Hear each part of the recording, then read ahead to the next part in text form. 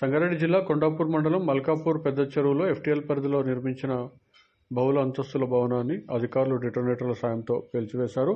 FTL పరిధిలో భవనాన్ని నిర్మించారని ఇటీవల వచ్చిన ఫిర్యాదుల మేరకు అధికారులు స్పందించి చర్యలు చేపట్టారు. అయితే గతంలో స్థానిక గ్రామ పంచాయతీ రెవెన్యూ అధికారులు అనుమతి ఇస్తేనే భవనాన్ని నిర్మించామని భవన యజమానులు పేర్కొనడం విశేషం.